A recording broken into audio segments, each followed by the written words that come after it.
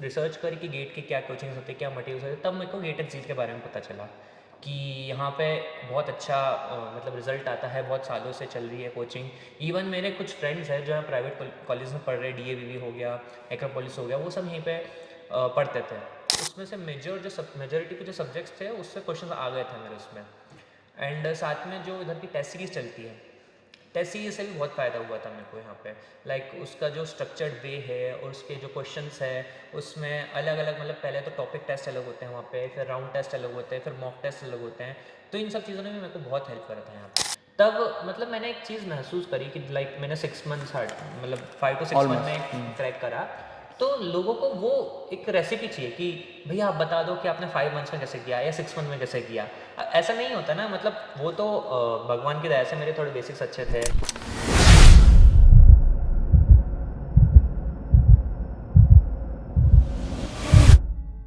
Hello friends, welcome to get एडजिल। आज हमारे साथ दिशांत विश्वकर्मा है, जिसके बारे में मैं अभी आपको थोड़ा बताने वाला हूं।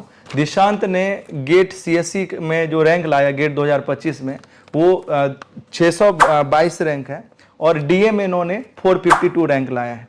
सबसे बड़ी बात दिशांत के लिए मैं बताना चाहूँगा, जो आप लोगों के लिए एक इंस्पिरेशन हो सकता है। दिशांत ने पूरी प्रिपरेशन सिर्फ 5.5 महीने में उन्होंने कंप्लीट किया है और गेट में रैंक लाया। मतलब इसके पास अगर और समय होता तो और भी अच्छा हो सकता था। तो अभी ये पूरा जर्नी बताएंगे कि कैसे ये यहाँ पे जील तक पहुंचे, कैसे इन्होंने बीटेक जो है NIT भोपाल से किया, वो भी दूसरे ब्रांच में। कई सारे बच्चे ऐसे हैं जो दूसरे ब्रांच में, और कई बार उनको हिचकते हैं कि मैं गेट CSE से करूं या ना करूं।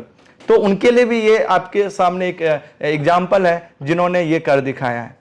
तो अभी दिशांत, मैं आपसे पूछना चाहूंगा कि आपने कैसे यहाँ गेट के प्रिपरेशन करने के बारे में सोचे, पहले क्या कर रहे थे और इस कोचिंग तक कैसे आपने पहुंचे। Thank you sir. तो सबसे पहले मैं तो गेटेड जिल का थैंक यू करना चाहता हूँ कि उन्होंने मेरे को अपॉर्चुनिटी दी कि मैं अपनी स्टोरी सबके साथ शेयर कर पाऊँ। एंड बात है मेरी गेट एक्सपीरियंस की। मैंने अपने मतलब मैं इंटर्नशिप पे गया हुआ था, हैदराबाद में था, 6 मंथ इंटर्नशिप चल रही थी मेरी। उधर से मैं वापस लौटा, मेरे दूसरे प्लान से जो कैंसिल हो गए। तो मेरे पास यहाँ पे आने के बाद मैंने देखा कि मेरे फ्यूचर प्रोस्पेक्ट में क्या क्या चीज़ें हैं। तो मेरे पास 2 चीज़ें थी, या तो MBA तरफ जाना या तो टेक्निकल तरफ जाना, MTech करना। तो कैट बहुत पास आ गया था, लाइक अगस्त आ गया था, जैसे आपने बताया अगस्त में ज्वाइन किया था मैंने। तो अगस्त से नवंबर में कैट होता है, तो मैंने सोचा वो ऑप्शन नहीं है, एक ऑप्शन बचा है गेट का। फिर जब मैं गया रिसर्च करी कि गेट के क्या कोचिंग्स होते हैं, क्या मटेरियल्स होते हैं, तब मेरे को गेट एंड के बारे में पता चला कि यहाँ पे बहुत अच्छा मतलब रिजल्ट आता है, बहुत सालों से चल रही है कोचिंग। इवन मेरे कुछ फ्रेंड्स हैं जो यहाँ प्राइवेट कॉलेज में पढ़ रहे हैं, DAVV हो गया, एक्रोपोलिस हो गया, वो सब यहीं पे पढ़ते थे।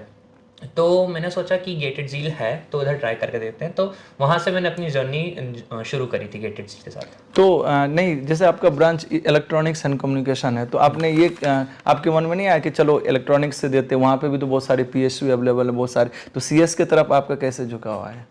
ये तो मुझे 4th ईयर में पता चल गया था, जब मतलब इलेक्ट्रॉनिक्स ना थोड़ा कंपेटिटिवली टफ लगता है, थोड़ा उसका जो हार्डवेयर टाइप का होता है। तो मैंने ना CS में थोड़ा DSA वगैरह करने लग गया था। मैं अपने कॉलेज टाइम से प्लेसमेंट वगैरह लेने लग गया था। उसमें सॉफ्टवेयर डेवलपमेंट कंपनीज आती थी, आर्टिफिशियल इंटेलिजेंस कंपनी आती थी। तो मेरा इंक्लिनेशन उसी टाइम से CS की तरफ हो गया था। अच्छा, आपका इंटरेस्ट ही था सी में, सी प्रोग्रामिंग सब आपको पहले से ही था।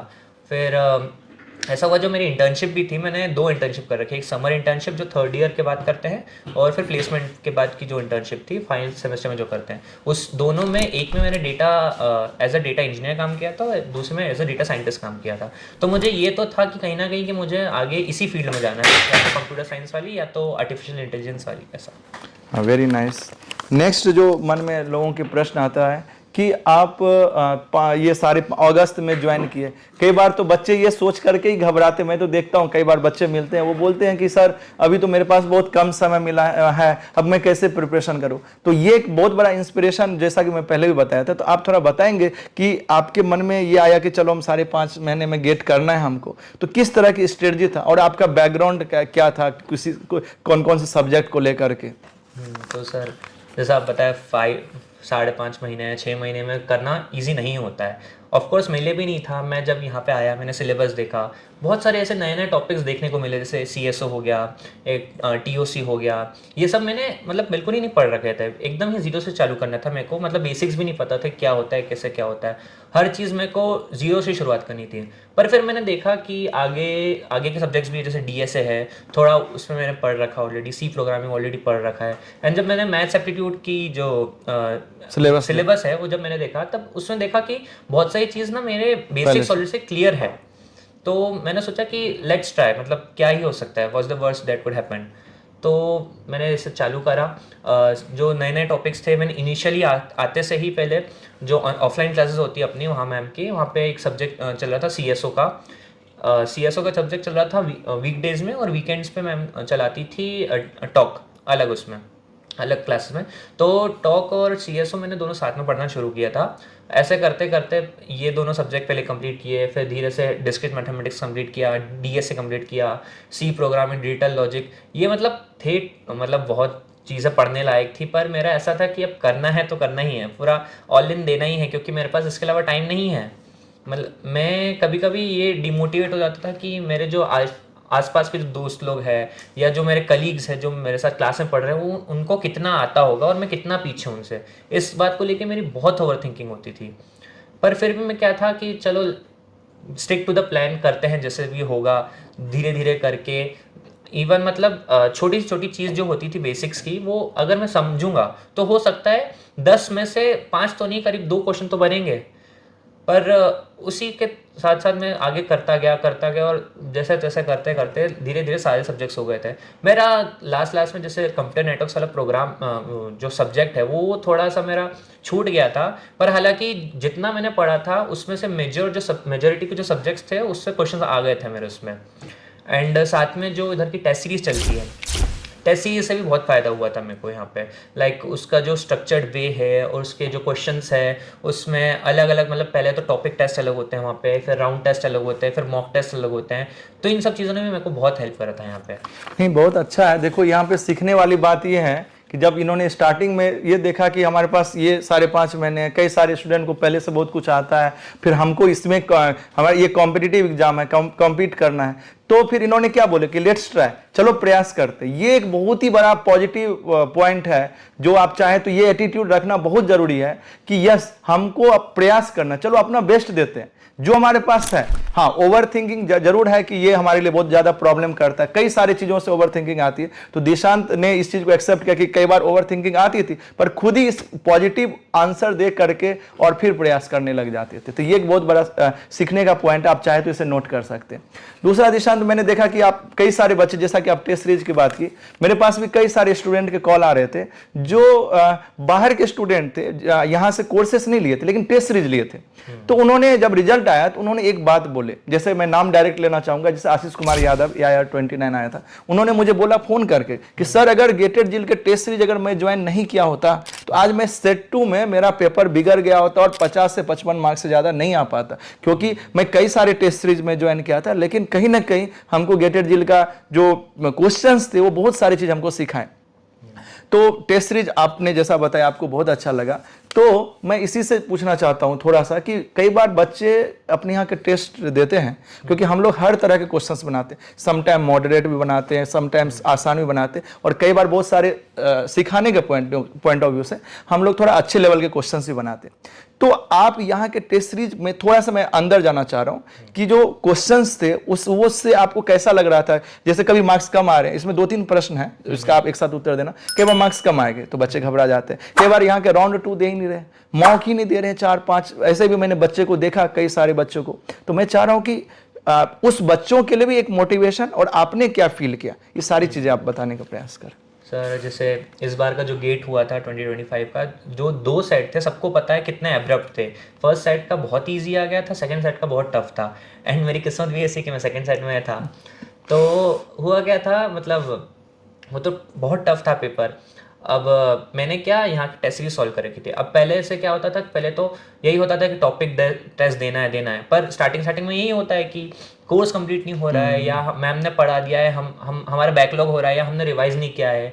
तो ऐसा मेरे को बहुत थिंकिंग आती थी, बहुत की करता था कि नहीं देना, और मैंने बहुत सारे टॉपिक टेस्ट नहीं दिए क्योंकि बहुत कम टाइम कम था मेरे पास, एंड मैम का सिलेबस ऑलरेडी बहुत था। मतलब जहाँ मैम आगे का कोर्स करेगी सीएसओ का, और जो पहले जैसे डिस्क्रीट मैथमेटिक्स पहले हो चुका है, उनके टॉपिक टेस्ट तो डल चुके हैं, तो क्या करूँ।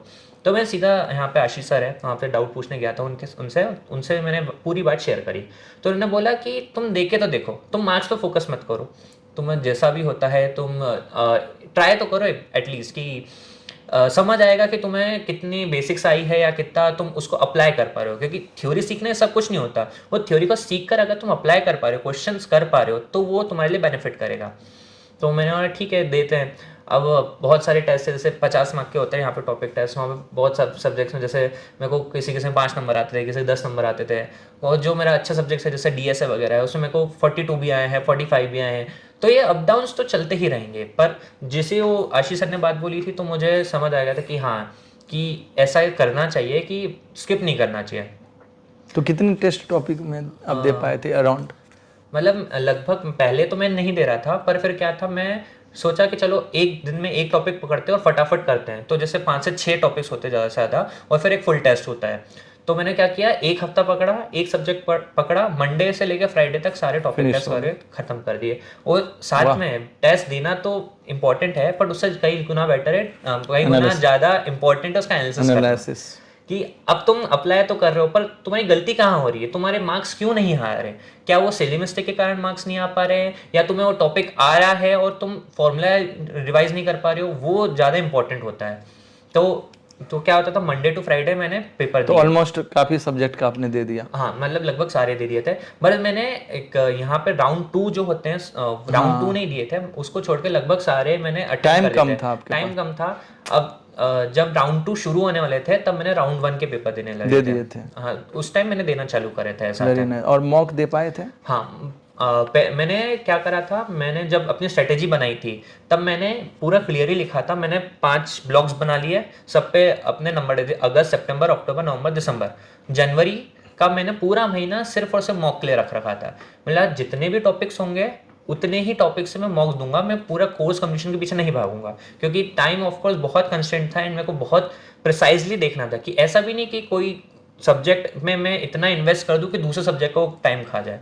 तो मैंने ब्लॉक वाइज उसको अरेंज कर लिया, डिसाइड किया कि इस महीने में ये कंप्लीट करूंगा। और जनवरी का स्पेसिफिकली जो ब्लॉक था वो सिर्फ और सिर्फ मैंने मॉक टेस्ट ले रखा था, कि इसमें तो मॉक टेस्ट दिया था, क्योंकि ये चीज़ ना मैंने जेई टाइम पे भी करी थी, कि जब 2 साल की उधर प्रिपरेशन कर रहा था तो लास्ट का 1 महीना जो है वो मैंने सिर्फ मॉक्स दिए थे और उसी से मेरे रिजल्ट आए थे।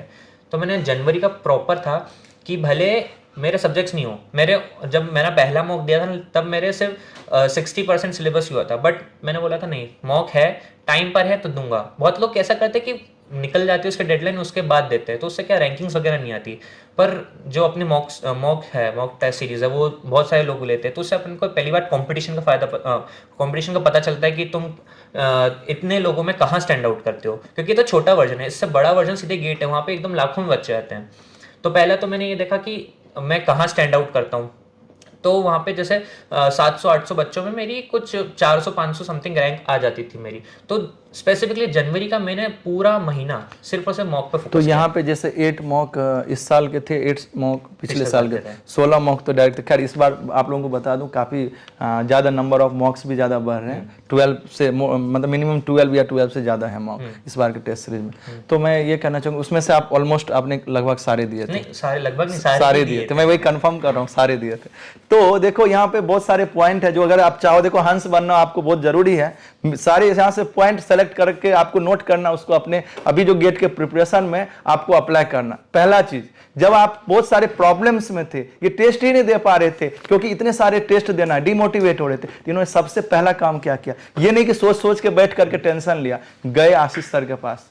तो आप मेंटर के पास जाएंगे, उनसे मिलेंगे, आपकी जो प्रॉब्लम सारी प्रिपरेशन में, और तुरंत शेयर करना है। और साथ में कई बच्चे इसके ये स्टेप भी फॉलो करते, उसके बाद क्या करते पता है, सर से मिल भी लिए, पूरी बात भी सुन लिए, फिर जाके घर में जाके सो गए, फॉलो नहीं करते हैं। तो आपको फॉलो भी करना है, ये एक एग्जांपल है। रिजल्ट आया उसके पीछे ये सारी पॉइंट्स है जो मैं कई बार आपको चर्चा भी करता हूं, इन्होंने फॉलो भी किया। और इसने सिस्टम एक बनाया कि हमको हर दिन टेस्ट देना है, फिर इन्होंने ये नहीं कहा टेस्ट देकर छोड़ देना है, एनालिसिस भी करना है। तो इस तरह से आप सारे पॉइंट्स को सेलेक्ट करना, मैंने उसमें से कुछ आपको बताया।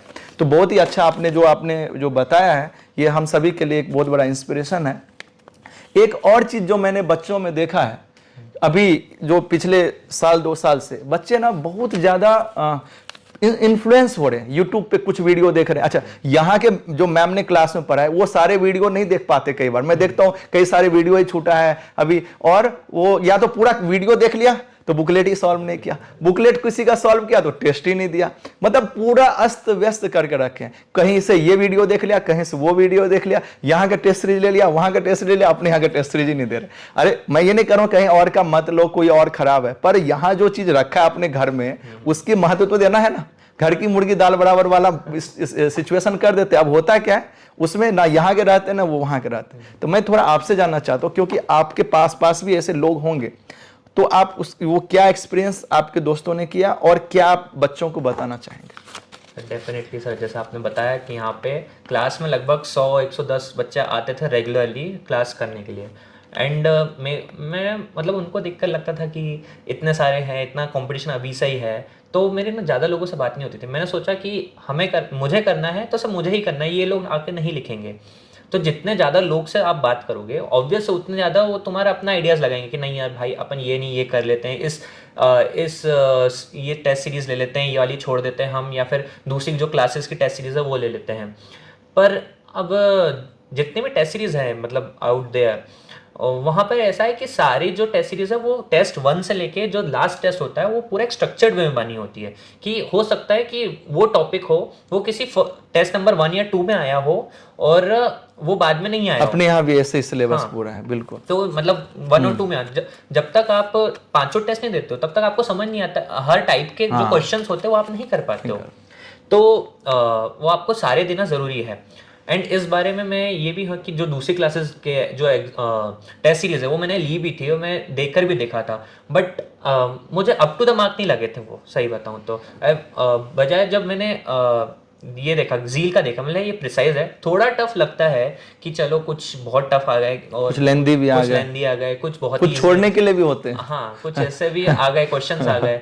तो मेरे को ये रियलाइज किया जब मैंने दूसरे क्लासेस के 3 से 4 मॉक टेस्ट दिए, तब मेरे को लगा कि नहीं, हमें सिर्फ गेट झील पे ही है फोकस कर लेना चाहिए। क्योंकि पहली बात मैं यहाँ पे आके सीधा आपसे डाउट पूछ सकता हूँ कि सर आपने क्या सोच के क्वेश्चन लिखा होगा या बनाया होगा और मैं ये सोच रहा हूँ, तो आप कैसे चेंज कर सकते हो। दूसरे में क्या होता है अपन ऐसे डाउट सेशन नहीं ले पाते मतलब, और वो उनका एक ही सोल्यूशन दे देते हैं। जैसे यहाँ पे कुछ क्वेश्चन है जिसके 2 से 3 सोल्यूशन भी हो सकते हैं, तो सीधे आके मैं डिस्कस कर लेता था। तो यही है कि जैसे टेस्ट सीरीज देता था मैं, फिर मॉक टेस्ट दिया, अगले दिन एनालिसिस किया और तीसरे दिन आपके पास आके जितने भी डाउट्स है या मेंटर्स जो भी है उनसे आके मैं डाउट पूछ ही लेता था। डाउट नहीं रखते थे, जो डाउट आया वो पूछ लेते थे। वो तो मुझे याद है कई बार मेरे पास भी आते थे, भले ऐसे ऐसे क्वेश्चन से जो काफी टाइम भी लगा था हम लोग को डिस्कशन में, लेकिन ये डाउट छोड़ते नहीं थे। ये अच्छा चीज है, आपको डाउट आया तो पूछना है, नहीं तो वही छोटा घाव बड़ा घाव बन करके फिर बाद में समस्या क्रिएट कर देगा। अच्छा, एक और चीज जो मैंने देखा कि देखिए, हम जैसे एक आश्रय में रहना बहुत जरूरी है कि जैसे गेटेड झील से कनेक्टेड है, तो यहाँ पे हम पढ़ रहे हैं, यहाँ पे एक कोई मेंटर आपके पास, यहाँ पे सबसे अच्छा सुविधा है कि आपको मेंटर मिल रहा है और आप उनसे गाइडेंस ले सकते हैं। इसका मतलब मैं ये मना हम लोग नहीं करते कहीं और जगह की टेस्ट सीरीज मत लो, लेकिन यहाँ के जितने टेस्ट है, यहाँ के जो बुकलेट है, यहाँ की जो क्लासेस है, उसको पहले आप कंप्लीट तो करो अच्छे से, उसके बाद टाइम बचता है तो आप बिल्कुल आप हर जगह से क्वेश्चंस करो, कोई दिक्कत नहीं है आपको। इसमें क्या है, जितना ज्यादा सीखो उतना अच्छा है। पर हमारे यहाँ 162 टेस्ट है, 81 इस साल के, पिछले साल के 81, इतना तो अच्छे से दे दो। और मैं आपको विश्वास के साथ कहना चाहूंगा, कम से कम अगर एक साल के 81 टेस्ट भी अगर आपने अच्छे से दिया, जैसा कि दिशांत ने बताया कि आप एनालिसिस कर रहे हैं और टेस्ट से पहले प्रिपेयर करके दे रहे हैं, तो गेट में अच्छा रैंक आना ही आना है। इन्होंने तो 5.5 महीने में है, अभी तो आपके पास काफी समय है, तो आप अच्छे से आप प्रिपरेशन कर सकते हैं।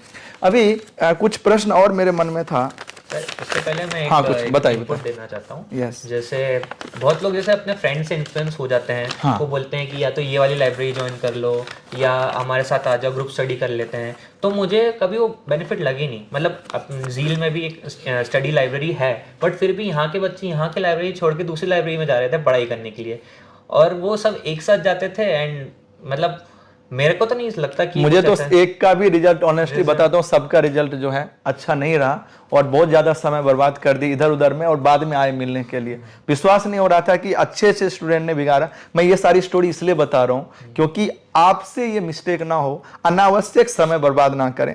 वो आपस में पढ़ भी रहे हैं लेकिन बहुत सारा समय भी बर्बाद कर देते हैं। छोटे छोटे टाइम को ऐसे बर्बाद कर, चलो चलो चाय पीने चलते, अब चाय पीने में ही आधा घंटा बर्बाद कर दिया। अब वहां पे भी पढ़ाई की चर्चा हो तो बहुत अच्छी बात है, चलो ऑपरेटिंग सिस्टम में ऐसा बताया, ये बताया, अच्छा ये पता है ये क्वेश्चन में ऐसा आंसर आया था, ये ऐसा सोचेंगे तो ये आंसर आएगा, ये भी चर्चा हो सकती है।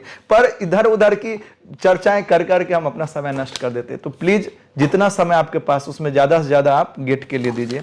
और कुछ आपके ऐसा नहीं था जैसे मैंने फ्रेंड्स नहीं बनाए, मेरे भी यहाँ एक दो लोग हैं जिनसे मेरी बहुत अच्छे से बातचीत होती थी, वो उनसे अभी भी होती है मेरी बात। हमने क्या करा था, एक प्लान बनाया कि भाई हम सुबह 12 बजे आएंगे, यहाँ पे पढ़ेंगे। इवन बहुत बार ऐसा हुआ है कि यहाँ पे लाइब्रेरी में ताला लगा होता था, मैं ही ताला खोलता था और सबसे पहले मैं ही जाता था अंदर बैठने। पूरा एकदम शांति रहती है यहाँ पे, पूरा माहौल बन जाता था। तो हम जो दो लोग थे आते थे, तो फिर उसके बाद जैसे 3-4 घंटे अच्छा पढ़ाई कर ली, 12 से 4 बजे तक पढ़ाई कर ली, फिर हम ब्रेक ले लेते थे। ठीक है, हम जाते थे 10-15 मिनट थोड़ा रिलैक्स होके आते थे कि चलो आधे घंटे का 4 घंटे पढ़ाई करिए, आधे घंटे का ब्रेक। फिर वापस आते थे 4:30 बजे से लेकर 8, 8:30 जब तक मन हो, जब तक यहाँ का ताला नहीं लगता यहाँ पे बैठ के, और फिर घर जाके फिर नहीं, ये गलत नहीं है, ये बिल्कुल सही बात है। मैं तो ये तो कभी हम कभी बोलते भी नहीं कि दिन रात कॉपी पेन लेकर के बैठ के पढ़ते थे, तो पता चला कि दिमाग में ही कुछ रहा नहीं। अच्छा, एक चीज है बच्चों का, मतलब मुझे नहीं पता आपका क्या एक्सपीरियंस है, जस्ट जानना चाह रहा हूँ कि कई बार हम रात भर पढ़ते हैं और दिन में सोते हैं। मैंने देखा है कई बच्चों को ऐसा। तो आपका क्या शेड्यूल था? सर ऑनेस्टली जो भी है आप बता सकते हैं। सर मैं मतलब more of a morning person हूँ कि मैं सुबह जल्दी उठ के चीज़ें कर लूँ तो वो तो हो बहुत जाता अच्छा है। चीज है। तो मैं क्या करता था, जैसे 7 बजे करीब मैं उठता था, 7-7:30 बजे तक पूरा फ्रेशन अप होके मैं जिम चले आता था। तो 1-1.5 घंटा वहाँ पे फिजिकल वर्कआउट कर लेता था। फिर उसके बाद नहा धो के खाना वाना खा के 11, 11:30, 12 जितनी बजे भी यहाँ पे आ जाता था फिर पढ़ाई करने। फिर दिन भर पढ़ाई करता था, घर पे जाता था, घर वालों से बातचीत करता थोड़ा कि रिलैक्स हो जाए ज़्यादा। मतलब मेरे घर वालों ने भी बहुत सपोर्ट किया, वो भी इतना स्ट्रेस्ड अप नहीं होने दी, क्योंकि प्रेशर नहीं दिए कि तुमको निकालना ही है या तुम्हें इस बार नहीं निकलोगे तो तुम क्या करोगे, ये पूरा कुछ नहीं आने दिया था। उन्होंने मेरे को सपोर्ट ही किया था, हर चीज़ में पूछते थे कि पढ़ाई वगैरह अच्छे से चल रही है, मतलब सारे टीचर्स वहाँ पे डाउट्स ऐसे सॉल्व कर रहे हैं कि नहीं कर रही, ये सब बहुत उन्होंने सपोर्ट किया वहाँ पे मेरा। नहीं, बहुत अच्छा है। तो मैं पेरेंट्स अगर ये वीडियो देख रहे हैं तो मैं उनसे रिक्वेस्ट करूंगा कि आप बच्चे को हमेशा उत्साहित करें, लेकिन ये भी देखना है कि बच्चे किस तरह से, बच्चे पहले से अगर ज्यादा उत्साहित है और अपना आराम से चिल मार रहे हैं तो वो भी नहीं करना, तब फिर स्ट्रिक्ट भी करना जरूरी है। वो डिपेंड करता है किस तरह से बच्चे हैं। तो हर मरीज के लिए अलग अलग दवाई है। पर अच्छा है अगर आपके अंदर वो चीज देख रहे हैं बच्चे की, कर रहे हैं प्रयास। हाँ, इतना भी प्रेशर नहीं देना चाहिए, बच्चे को खुद भी इतना प्रेशर नहीं लेना चाहिए। ये मैंने आपसे बहुत अच्छा एक पॉइंट मुझे लगा कि दूसरों के मार्क्स देख करके, दूसरे की पढ़ाई देख करके बहुत ज्यादा अपने आप को टेंशन लेना, उसके वजह हम अपने आप पे काम करें और अपने आप को इंप्रूव करिए। मैंने बहुत अच्छा लगा मुझे आपका पॉइंट।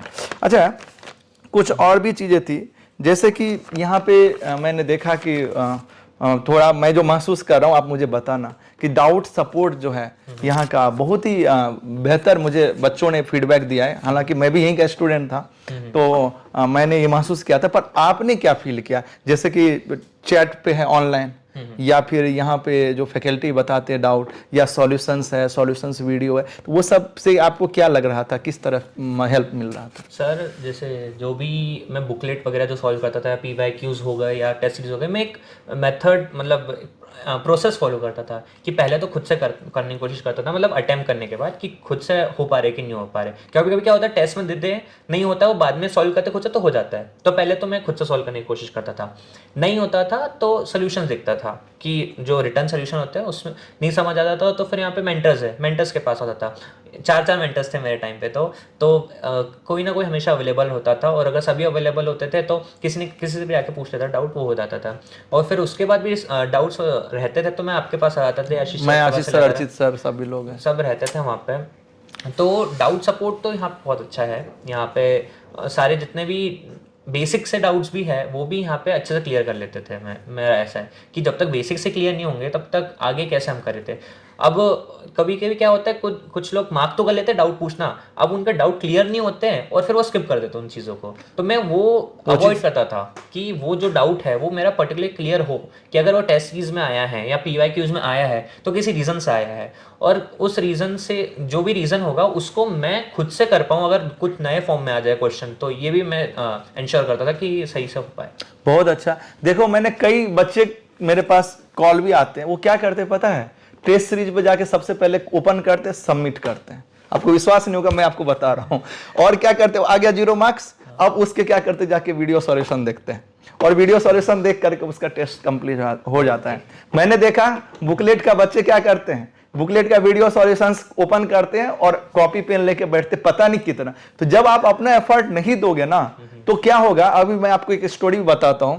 जो पक्षी होती है ना, वो क्या करते हैं, अपने बच्चों को जब उड़ाना सिखाती है थोड़ा सा ऊपर ले जाकर छोड़ देती, फिर नीचे गिरने लगता है, फिर थोड़ा सा पकड़ते, फिर छोड़ देते हैं, तो धीरे धीरे वो सीखते हैं। अब आप अपना वो अपना एफर्ट डालते हैं। जो छोटे बच्चे होते हैं, पक्षी के बच्चे, वो प्रयास करते।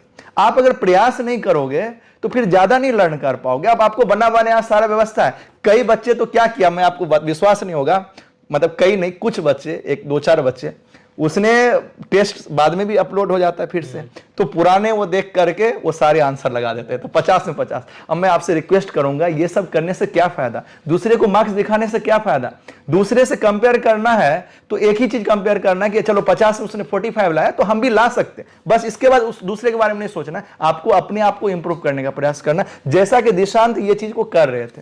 तो बहुत अच्छा लगा कि आप इस तरह से, आप एक एग्जांपल है, जो ये लोग कर रहे हैं ना वो अब नहीं करेंगे, मुझे उम्मीद है। तो प्लीज ऐसा मत करना।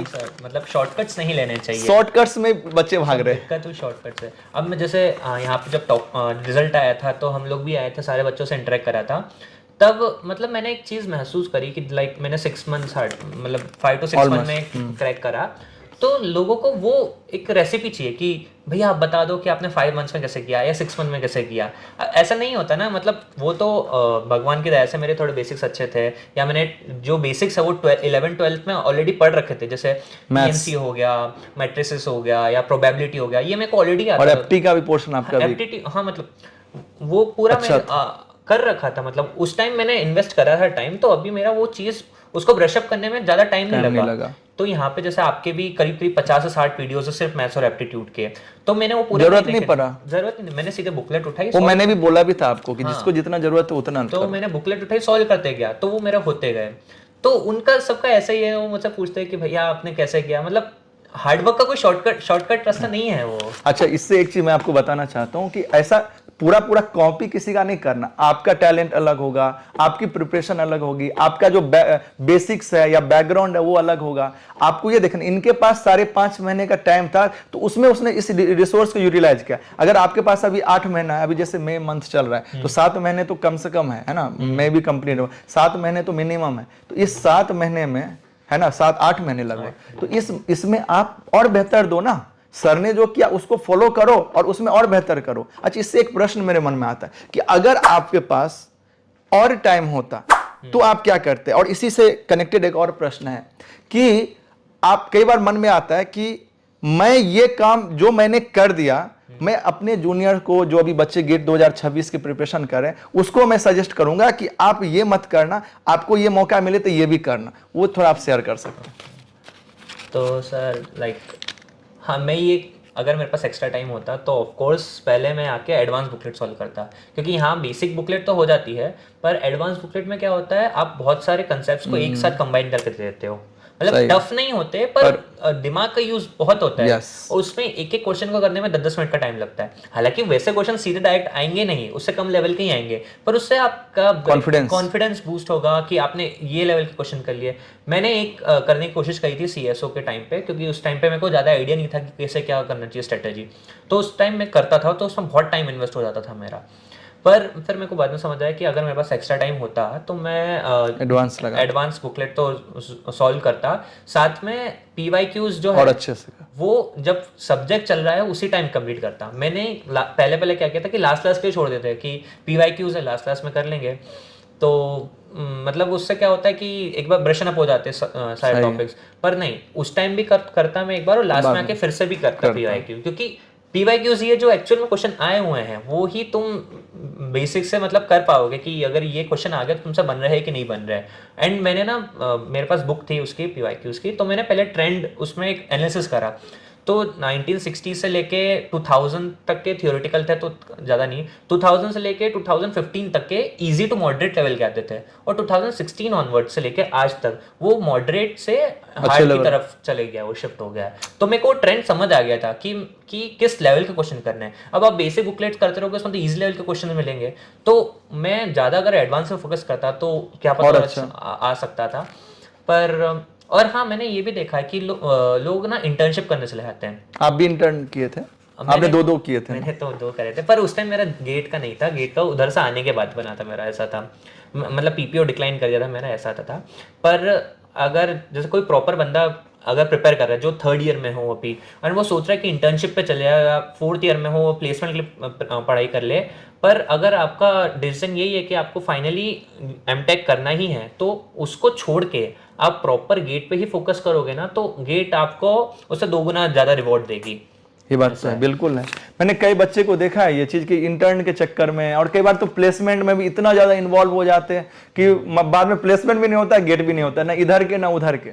हाँ, कुछ स्टूडेंट जैसे 1% या लेस देन 1% बच्चे हैं जो वो कर लेते दोनों चीज़, वो इंटर्न भी कर लेते हैं, ये भी कर लेते हैं, पर वो एक्स्ट्रा ऑर्डिनरी है, मैं उनकी बात नहीं कर रहा हूँ। ऑन एवरेज और जनरल बच्चे के लिए फुली फोकस्ड गेट होना चाहिए, कोशिश करना चाहिए। सेमेस्टर के भी जो चीज़ें हैं उसको भी इस तरह से सेट करना चाहिए कि हमारा गेट की पढ़ाई रेगुलर बेसिस पे ना छूटे, शुरू से ही थोड़ा थोड़ा पढ़ लो, कुछ इस तरह से प्रिपरेशन कर लो। थोड़ा सा आपको इस तरह से स्ट्रेटजी अभी डेवलप करना होगा। मैं आपको बताता, आप तो NIT में आप अनुभव भी करते होंगे, जब मैं IIT में था उस टाइम बच्चे लोग के पास इतना असाइनमेंट होता था, हर दिन ही एक नया चीज। अब कई चीजें तो आपको आता ही नहीं, आपको सीखना भी और करके देना भी है, कितना कम समय रहता है वहां पे। तो इसलिए प्लीज अभी से ये चीज अपने अंदर ये चीज डेवलप करें कि आपके पास लिमिटेड टाइम में कैसे बेस्ट दें। तो ऑलमोस्ट हाँ बताइए। चीज है कि कभी कभी क्या होता है, हम पढ़ाई करते हैं और किसी कारण कुछ ब्रेक आ जाता है पढ़ाई में। जैसे या तो किसी के सेमेस्टर शादी हो गई, एग्जाम हो गई, या कुछ भी मतलब XYZ रीजन से हो गया, तो उसके बाद लोग ना वापस आते हैं तो उनका वो मोमेंटम नहीं रहता है। तो मतलब वही है कि अगर आप वापस से आ रहे हो, तो पहले अगर गाड़ी 5th गियर में चल रही है तो आप 5th गियर में चलाने की वापस कोशिश नहीं करोगे, वापस आके वापस आप बेसिक्स पे आओगे कि आपने ब्रेक ले लिया, चलो वापस से आप बेसिक्स ब्रशन अप करो, पहले थ्योरी पढ़ो आप उसके बेसिक्स क्वेश्चन लगाओ, फिर धीरे धीरे करके अपना लेवल बढ़ाओ। लोग क्या करते हैं, पहले उनका अच्छा चलता रहता है, फिर बाद में आते बोलते हैं यार हम पहले अच्छा पढ़ते थे, अब तो क्वेश्चन और डिमोटिवेट हो जाते हैं सर। जो पढ़ना जितना और अभी पढ़े वो भी छोड़ करके सोच के टेंशन में आ जाते हैं। एक तो ये चीज हो गई, और दूसरा ये भी देखा है मैंने कि आपने थ्योरी पढ़ ली पर आप क्वेश्चन लगाने जा रहे हो तो आपसे क्वेश्चन नहीं बन रहे हैं, तो लोग क्या करते हैं, वापस थ्योरी जाते हैं कि पढ़ते हैं कि यार ये फॉर्मूला है, ये फॉर्मूला है। तो मैं क्या अप्लाई करता था कि अगर मुझसे जैसे क्वेश्चन नहीं पढ़ रहे तो उससे एक लेवल कम के क्वेश्चन लगाने लगता था। कि आपका क्या होता है, अगर जैसे एप्टीट्यूड में भी है, आप डायरेक्ट हार्ड लेवल के नहीं जाओगे, आप इजी वाले पहले करोगे, फिर उसके बाद मीडियम, वो क्लियर हो जाता है तो वो फिर नेक्स्ट स्टेप समझने में आसानी हो जाती है, और एक मोमेंटम भी आ जाता है ना कि एक साथ हाथ चल रहा है, आपका चल रहा है, मसल मेमोरी बन गई है, तो आगे भी ऐसा हो जाता है कि सबकॉन्शियसली कॉन्फिडेंस, यस कॉन्फिडेंस बढ़ते जाता है, फिर हो जाता है। हाँ, ये बात भी सच है, मैंने देखा कई बच्चे इस तरह से डायरेक्ट हार्ड लेवल करते हैं। एक और बच्चे लोग प्रॉब्लम्स बताते हैं, जैसे कि वो क्या करते हैं, उनको टाइम लगता है कई बार कोई कंसेप्ट समझने में। अब उनके दिमाग में होता है कि हमको 2 घंटे में ये खत्म करना, 2 घंटे में ये खत्म करना, और फिर बोलते सर बहुत टाइम लग रहा है, और उस चक्कर में छोड़ देते हैं। तो मैंने ये फील किया, आप कभी ऐसा आपके साथ हुआ कि कोई कंसेप्ट ऐसा होता है कि समटाइम्स उसमें टाइम हमको देना पड़ता है, तो हमको पेशेंटली देना चाहिए। ऐसा नहीं कि हर चीज आपको इजीली आसानी से आ जाए, कुछ हो सकता है कि थोड़ा लेंदी हो या थोड़ा सा टफ हो समझने में, सबका अलग अलग होता है। तो आप क्या कहना चाहेंगे सर? जैसे आपने बताया कि टफ वाला सब्जेक्ट वो मेरे लिए था, मतलब टफ नहीं था पर मेरे को समझ नहीं आता, डिस्क्रीट मैथमेटिक्स, वो मतलब मेरे लिए एकदम नई चीज़ हो गई थी। कि यार ये क्या हो रहा है इसमें। सेट थ्योरी तो फिर भी आ गया था, फिर ग्रुप थ्योरी की नई चीज़ें आ गई, ग्राफ थ्योरी आ गया, एंड फिर मैंने देखा एनालिसिस जब करा था तो ग्राफ थ्योरी का और ग्रुप थ्योरी का स्पेसिफिकली बहुत वेटेज था कि इससे क्वेश्चन तो आना ही आना है। तो मैंने उसमें फोकस करा कि चलो ये करते हैं, थोड़ा उसमें टाइम दिया। इस साल की वीडियोस तो देख, मतलब ऑफलाइन पहले क्लासेस में मैम से पढ़ा, फिर उसके बाद ऑनलाइन जो लेक्चर्स चलते हैं वो वाले वीडियोस भी देखे, और पिछले साल के जो वीडियोस होते हैं वो भी देखे मैंने। अलग अलग मेथड, सेम कंटेंट है बट बताने का स्टाइल, समझने का स्टाइल अलग अलग होता है। तो मैंने सोचा थोड़ा देकर देते, क्योंकि ये हाई इनपुट हाई रिवॉर्ड वाली चीज़ है ये, कि अगर इसमें आप इनपुट अच्छे से दोगे तो आपका क्वेश्चन गारंटीड बन जाएंगे आपके तो हमको ये भी डिसीजन लेना है कि ये टॉपिक हमारे लिए कितना इंपॉर्टेंट है। अगर मान लीजिए कम इंपॉर्टेंट है तो चलो रहने देते हैं, क्यों टाइम वेस्ट करें, और क्योंकि हमारे पास लिमिटेड टाइम, और अगर इंपॉर्टेंट है तो हमको टाइम देना चाहिए, ऐसा नहीं कि बिल्कुल ही छोड़ देंगे। नहीं, बहुत अच्छा है। फिर साथ में एक जैसे लो इनपुट हाई रिवॉर्ड वाले सब्जेक्ट्स भी है, जैसे सी प्रोग्रामिंग हो गया और डिजिटल लॉजिक हो गया। तो इनमें आप मतलब आपको बहुत कम इनपुट देना है, पर जो इसका आउटपुट है वो बहुत अच्छा निकलेगा। इवन कंपाइलर भी, हाँ कंपाइलर भी, मतलब कंपाइलर हालांकि लास्ट में थोड़ा वो बहुत ऊपर चले आता है उसका ग्राफ, पर हाँ डिजिटल और सी प्रोग्रामिंग ऐसा है कि अगर एक बार आपने बेसिक समझ ली है फिर उसका सारे ही क्वेश्चन बनेंगे। इस बार के मैं मतलब जब मैंने गेट देता, मतलब पेपर जो भी देता था, गेट का पेपर हो गया, मॉक पेपर, तो मैंने एक प्रोसेस बना रखी थी कि पहले तो जितने भी 66 क्वेश्चन हैं वो पूरे स्कैन कर लो, है ना। उसमें से इजी, मीडियम और हार्ड वाले, इजी तो नहीं, हार्ड तो नहीं कहूँगा, वेरी इजी, इजी और मीडियम वाले। तो वेरी इजी में क्या होता है कि ये है कि मेरे को देखते से ही समझ आ गया कि ये तो बन जाएगा मेरे को, तो पूरा एनालिसिस कर लिया। और जितने वेरी इजी वाले होते थे क्वेश्चंस वो सबसे पहले अटेम्प्ट करता था, क्योंकि उसमें ऐसा था मेरी 90% एक्यूरेसी आ जाती थी। मैंने ये जो अपनी मॉक टेस्ट सीरीज चलती थी ना, तब मैंने ये एनालिसिस करके अपना समझ आ गया था कि मेरे पहले वेरी इजी वाले बन जाते हैं, फिर उसके बाद मैं ईजी पे जाता था, जो थोड़ा टाइम लेते हैं, पर मेरे को पता है कि मैंने ऐसे क्वेश्चन कर रखे हैं या मैं इसको कर लूँगा, तो इजी में कर सकता हूँ। और इन ये दोनों में अगर मेरी 90% एक्यूरेसी आ जाती है और इसके बाद मेरे पास टाइम बचता है तो मैं मीडियम पे शिफ्ट करता था कि अच्छा चलो ये है, क्योंकि कुछ क्वेश्चन जैसे आपने बताया सब घुमाने के लिए आते हैं, और अगर उसमें आपने टाइम इन्वेस्ट कर दिया तो बहुत बिगड़ जाएगा, फिर पैनिक भी हो जाता है। वैसे ही सर मैं क्या करता था, जैसे मेरी स्ट्रेटेजी पहले ये करता था, और बीच में से बोर हुआ मैं, या फिर मेरे क्वेश्चन 2-3 क्वेश्चन हो गए जो बन नहीं रहे इजी वाले, तो मैं क्या करता था, सडनली शिफ्ट करता था एप्टीट्यूड पे, क्योंकि एप्टीट्यूड मेरा थोड़ा स्ट्रॉन्ग पॉइंट था। तो उसमें क्या होता था, एकदम मतलब 5 से 6 क्वेश्चन बनने लगते थे तो एक मोमेंटम आ जाता कि कॉन्फिडेंस भी आ जाता, तो ये होता था। पर मेरे साथ दिक्कत ये हो गई कि एक एप्टीट्यूड का क्वेश्चन ही ऐसा आ गया कि जो बहुत लेंथी था, तो मैंने उसमें थोड़ा अपना इन्वेस्टेड 2 मिनट इन्वेस्ट, मैं क्या एप्टीट्यूड का सोच रखा था कि 2 मिनट से 3 मिनट ज़्यादा था, तो उसमें 2 मिनट इन्वेस्ट किए, 3 मिनट इन्वेस्ट किए, 4 मिनट हो गए, तब मैंने सोचा नहीं अब ये लिमिट से थोड़ा ऊपर जाए, इस क्वेश्चन को छोड़ देते हैं, तो फिर वो क्वेश्चन में छोड़ दिया था, क्योंकि उसमें ज़्यादा टाइम देने से मतलब नहीं था, फिर ऐसा था। नहीं समझ रहे, बहुत ही अच्छा आपका जो एक्सपीरियंस है वो काफ़ी बच्चे को भी इंस्पायर कर रहा है। अभी हम लोग कंक्लूजन के पॉइंट पे आते हैं। अच्छा, आपके मन में कुछ ऐसा अगर और कुछ याद आ रहा हो तो आप ऐड कर सकते हैं कि कुछ ऐसा जो बच्चे को मैसेज देना चाहते जो अभी प्रिपरेशन कर रहे हैं, जैसे कि अभी मई 15 में भी नहीं हुआ है, मई का 10-12 दिन हुआ है, तो इसमें अभी हमारे पास लिमिटेड टाइम है, कम से कम टाइम लिमिटेड है लेकिन सफिशिएंट टाइम। अभी प्रिपरेशन जो भी सिचुएशन में आज से भी अगर स्टार्ट करें तो काफ़ी कुछ बहुत अच्छा किया जा सकता है। तो बच्चे को आपने लगभग बहुत सारे चीज़ बताए, लास्ट कुछ मैसेज देना चाहें तो आप दे सकते हैं, फिर मैं कंक्लूजन। बहुत इंपॉर्टेंट है, पॉइंट कर नोट कर लो, टेस्ट एनालिसिस बहुत ही ध्यानपूर्वक। तुम ऐसा थोड़ा ना कि नेट से प्रैक्टिस करोगे और फिर रियल मैच खेलोगे नहीं जाके, तुम्हें रियल मैच खेलना ही पड़ेगा, तब तुम्हें समझ आएगा ना कि तुम्हें क्या दिक्कत आ रही है, तुम बाउंसर पे आउट हो रहे हो, यॉर्कर पे आउट हो रहे हो। सही तो मेरा ऐसा है कि मैंने क्या कर रखा था, स्पेसिफिक जैसे मैंने बताया जनवरी का पूरा महीना मॉक का था, मैंने अलग से अनरूल्ड वाली कॉपी ले आया था मैं, मोटी सी। तो आगे क्या करता था, सब पे मैं लिख देता था कि मॉक 1, मॉक 2, मॉक 3, ऐसे करके सोल्यूशन लिखता था। जैसे अपने गेट एग्जाम में होता कि आपको एक बुकलेट मिलती है छोटी सी, तो मैंने क्या किया, पहले से हैबिट डाली कि अनरूल्ड पे पहले से सॉल्व करने की कोशिश करता था, हो जाता था आगे की तरफ ये, और फिर पीछे की तरफ क्या करता था, उसका एनालिसिस करता था मैं। और एनालिसिस ऐसा भी नहीं किया, एक एक क्वेश्चन पे जाता था मैं कि क्वेश्चन नंबर 1 सही करा तो +1, और क्या सही किया, कैसे सोचे, ये भी लिखता था मैं उसमें। सेकेंडली अगर गलत किया, गलती किस चीज़ में गलती करी, क्या वो मेरी सिली मिस्टेक से गलती थी, मैं सीधे लिखता था कि सिली मिस्टेक करी, और क्या सिली मिस्टेक करी है वो भी लिखता था मैं, कि इसमें यार इस पाई की वैल्यू कुछ गलत ले लिया, जो भी ऐसे सिली मिस्टेक पूरा प्रॉपर लिखता था। और अगर थ्योरेटिकल मिस्टेक होती तो लिखता था कि इसको रिवाइज करना है, और हर दूसरे मॉक के पहले अगला जो मॉक आने वाला है सबको मैं रिवाइज करता था कि ये जो मिस्टेक्स है मेरी, ये मैं वापस से ना करूं, या फिर जो सिली मिस्टेक है उसका ध्यान रखूं। तो इससे तो पहली बात आपकी सिली मिस्टेक रेक्टिफाई होगी, और दूसरी बात आपको ये भी समझ आएगा कि आप कहाँ वीक हो और कौन से सब्जेक्ट पे आपको ज़्यादा देना चाहिए टाइम। वंडरफुल, वाह, देखो ये हमारे लिए बहुत बड़ा एग्जाम्पल है, इन्होंने कर दिखाया। कई बार हम थ्योरेटिकली ये टर्म यूज करते थे, प्रैक्टिकली इन्होंने किया है, तो मुझे उम्मीद है कि आपको बहुत सारे पॉइंट्स क्लियर भी होंगे, बहुत सारे पॉइंट्स आपको हेल्प करने वाले हैं जो अभी के प्रिपरेशन में आप गेट में बहुत अच्छा रैंक लाने में आपको हेल्प करेगा।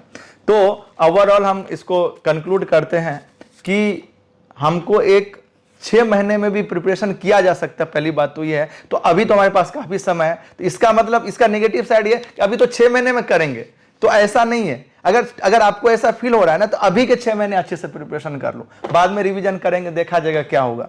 दूसरा चीज मैं आपको बताना चाहूंगा कि कैसे सिंसियरिटी और सिंसियरली अपन इन्होंने मेहनत किया है और एक एक टाइम को यूटिलाइज कर। मैं कभी अभी मेरे मन में यही प्रश्न आ रहा था कि इतने कम समय में इन्होंने वो सारे चीज फॉलो किया जो गेटेड जिल आपको बताना चाहते हैं, बार बार कहना चाहते हैं आप ऐसे फॉलो करो। तो प्लीज इसको सीरियसली लीजिए, और आपको कुछ डाउट आता है, कुछ मन में प्रश्न आ रहा है, तो आप उसे कमेंट सेक्शन में लिखिए। अच्छा लगता है तो लाइक करिए, और क्या अच्छा लगता है वो भी आप वहां पे कमेंट सेक्शन में लिख सकते हैं। ठीक है, फिर मिलते हैं और नेक्स्ट वीडियो के साथ।